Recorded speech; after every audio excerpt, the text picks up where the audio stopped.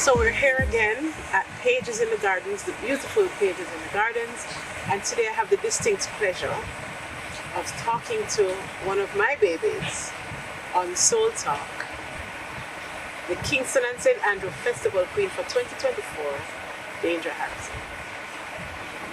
Woo! Hello. I'm doing fine. Good to see you. Yes, ma'am. How you doing? I'm doing fine. You look nice. Thank you. You don't look so bad yourself. Thank you. So, let's just jump right into it. So this is SoulTalk, and you know, we talk about inspiring stories, inspiring topics, and so I must have another sunglasses. Tell me, first of all, introduce yourself to our viewers. Tell us a little bit about yourself. And tell them why I'm so excited to say you're there. Okay. Hello, everyone. My name is Danger Harrison. I'm 23 years young. And Miss Beadle is excited that I am here because she played a fundamental part in the brand or the person that I am today.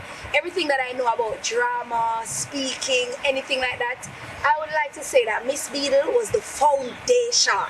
Yes, so that is why I feel like this is such a full circle moment, Miss Beadle. Because the amount of trouble me used to give, mighty God, I was the most blonde in the drama club and we the don't best. mean that in a good way. The best at annoying Miss Beadle. I got a prize for that. Yes, and this is just such a full circle moment for me. You know me love you, but that's why I feel like that's why this is such a big moment for I would me. like to say that retribution is a thing. Because the music get trouble in high school and then she was my retribution. Yeah. Okay, so tell us a little bit about who you are, your background. We're talking about Drama Club. Where was that? All of your developmental milestones and years. Okay, so I believe that my development started at the Arden High School Drama Club. I joined it when I was in grade 8. And I remember, I always tell this story, something that I will never forget. I remember when I joined the club, Miss Beadle, I prayed. Now at the time, I wasn't that close with God. But in my little, I think, 13-year-old mind, I was like, okay, let me just pray. And I was like, God, if you don't, because we had to do an audition to be a part of the club. And I was like, God, if you don't want me to be a part of this club, just don't let me get through. I literally said that to God. Auditioned, got through. At the time, it never really hit me why me get through. But I said, oh, maybe God want me here. Going through the entire thing, we had a great exec. I don't want to call the names because I don't want none of them bring me down right now. And they were a large part of teaching me most of the things I know as it relates to theatre right now. Now, when I look back at that, just me joining the drama club, I believe that most of what I learned there was foundation for me.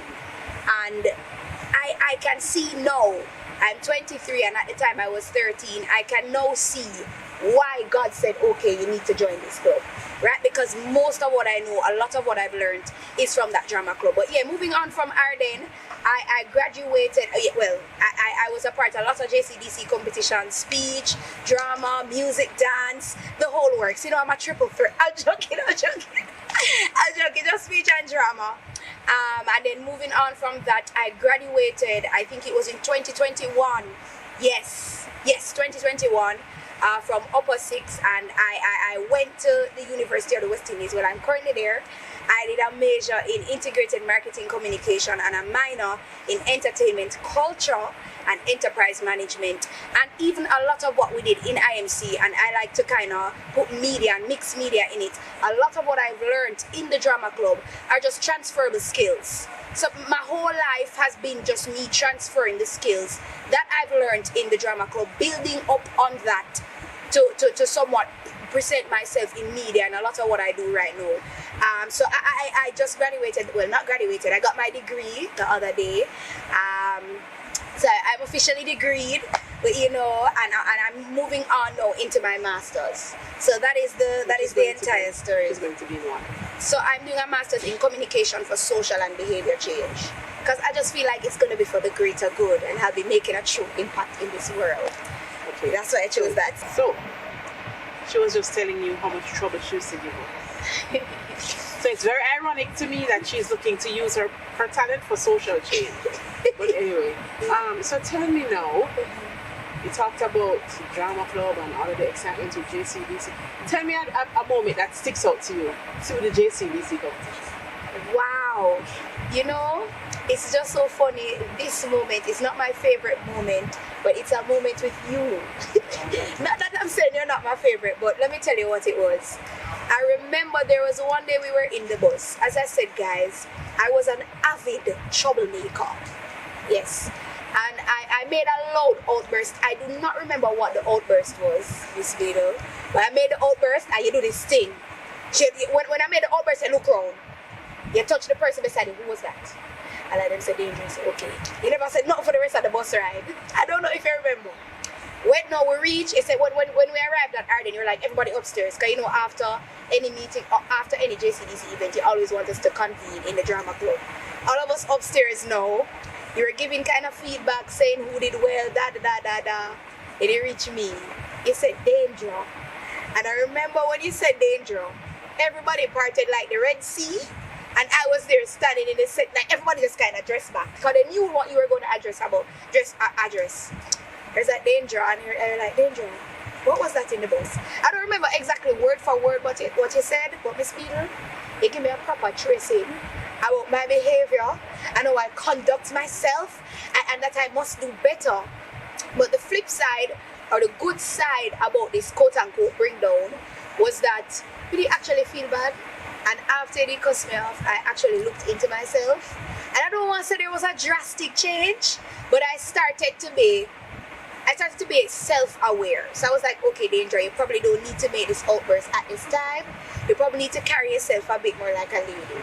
Cause you know me did bad, you know? So it was a proper cussing, but I learned from it. So that's the flip side. That's what stood out to me the most. So I ask you, What is your most, the moment throughout all of your JCDC experiences and accolades that has stuck with you, and you pick one trace off moment? No, because you're here. Okay. Because you're here. You want another moment? No, it's okay. It's okay. Speak your truth, Danger. Speak your truth. Alright, so I want you to fast forward now, because so you speak about the fact that you were kind of just bouncing off the walls, you were full of energy. Full of energy is what we'll say. Right? And you know, but there was always the talent. Because going through the JCDC process and all the medals and all the national awards and all of that. And then fast forward to now, 2024. Miss Kingston and St. Andrew Festival Queen. Yes. Tell me where you reached there, so. Wow. So from I was in high school, I was always a fan of the JCDC Festival Queen competition. And every year when I was supposed to join it, it was always another factor.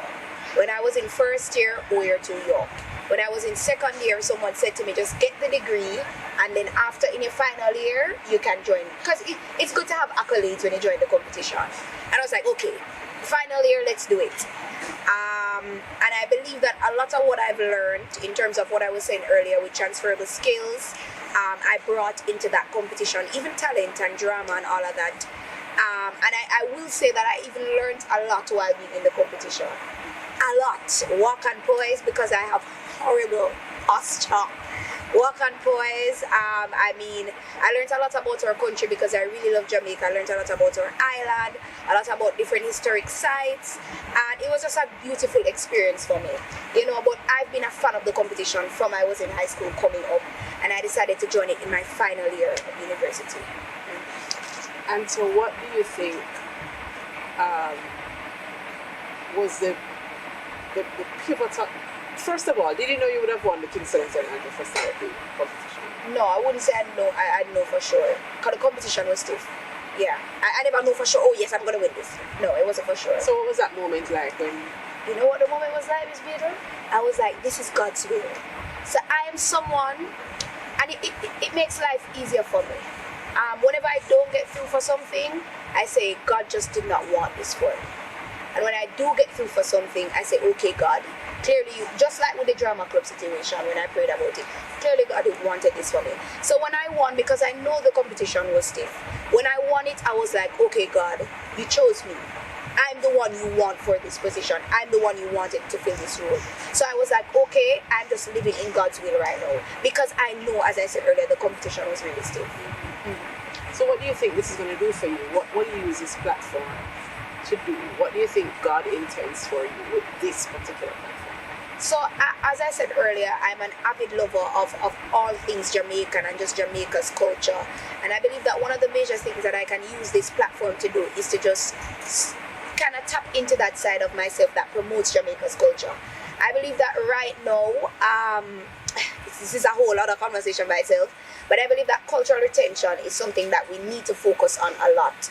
And as a young person, especially someone who's very active on social media, I just believe that I have this charge, especially as the festival queen, to ensure that I'm retaining Jamaica's culture, pieces of it, ensuring that we're celebrating Jamaica's culture as young people, so that years from now it does not die out. Okay. So I believe that that's the purpose that I serve as festival queen right now. Speaking of social media, so now I'm watching Schools Challenge Quiz.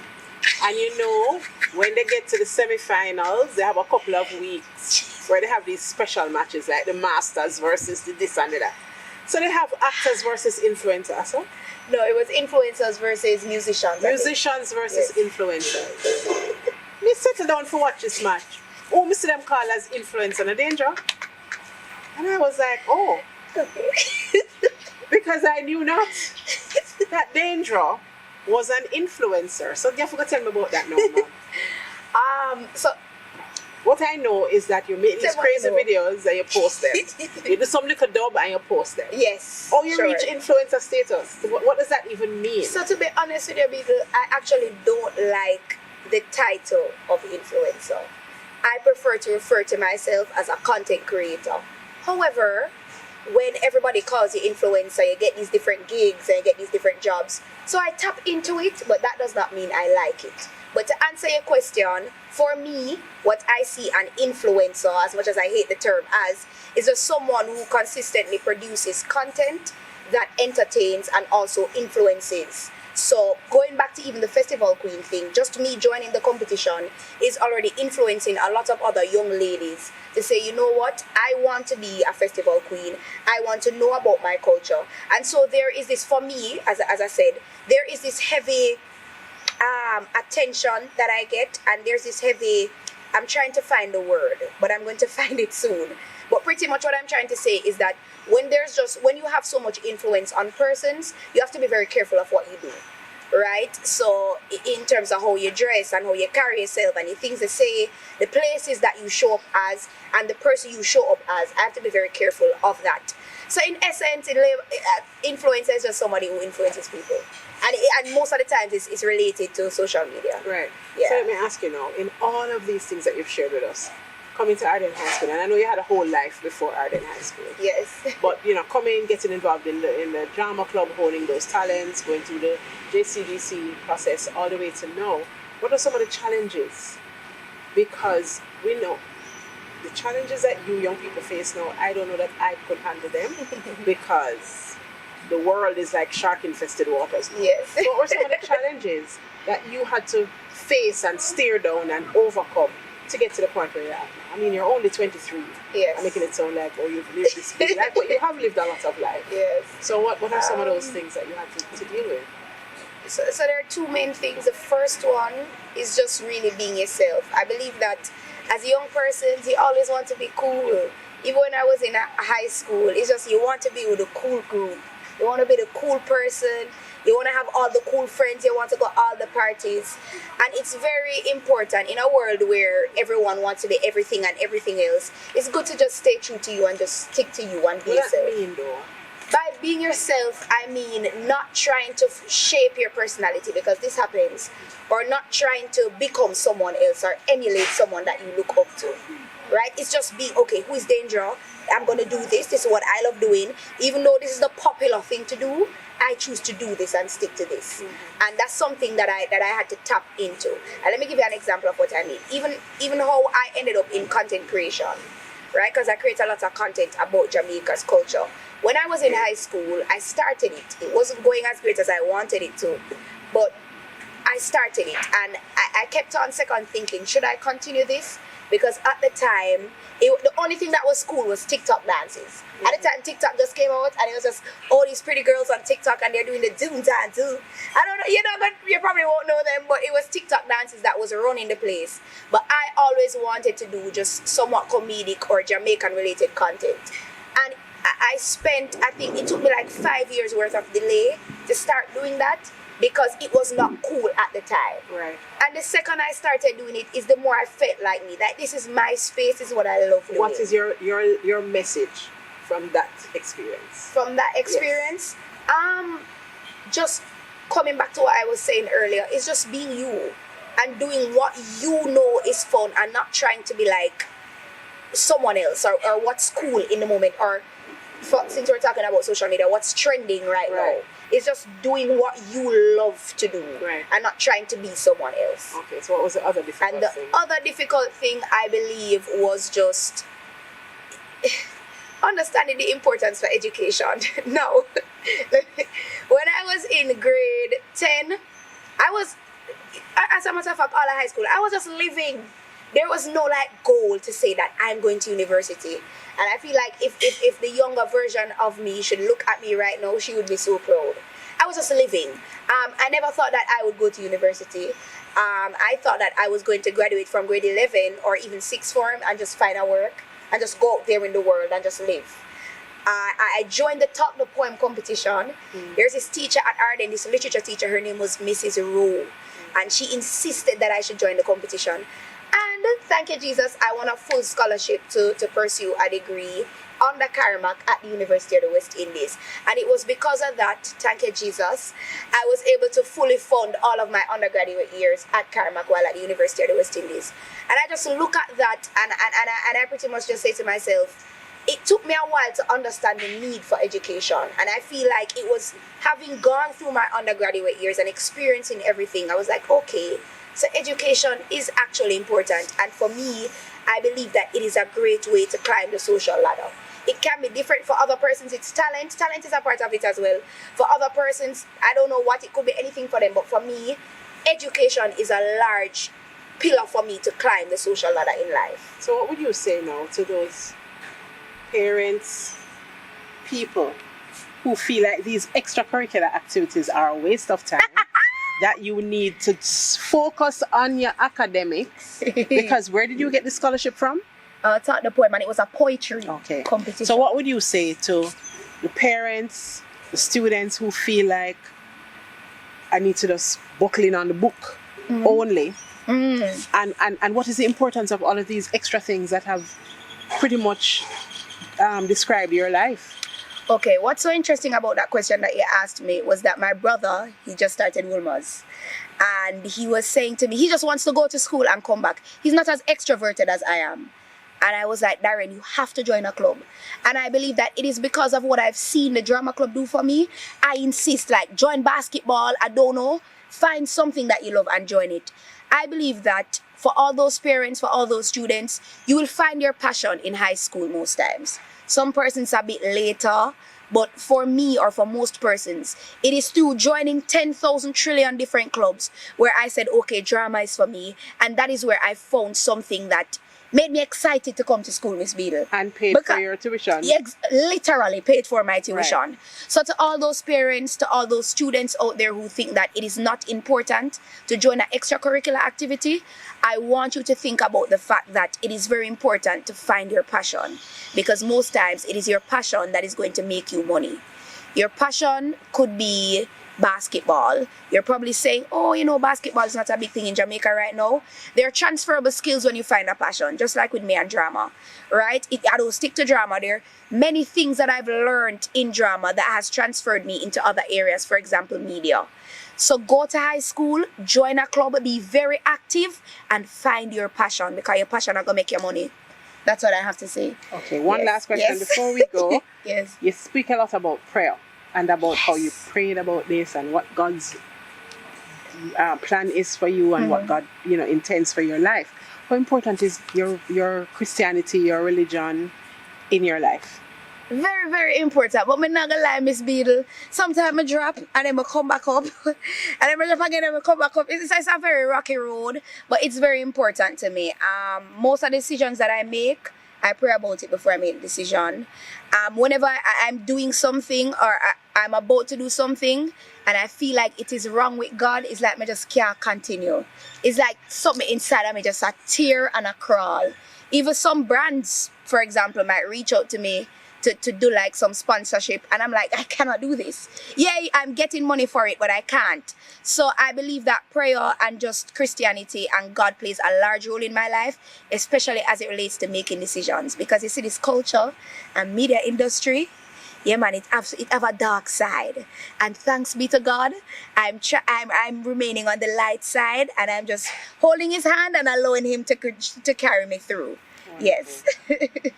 That's wonderful. That's wonderful. All right. So we've been talking with, we can't believe Sasha 23, Danger Harrison, the Miss Kingston and St. Andrew Festival Queen for 2024. One of my little ones. She thinks Sasha a woman, but and we're just so grateful that she has come to join us. I'm sure we'll hear from her again. We're at the beautiful Pages in the Gardens at Hope Botanical Gardens. This has been Soul Talk, and we'll be back with you next week with another inspiring and inspirational guest. What good? Yeah. Oh my gosh, that was really good.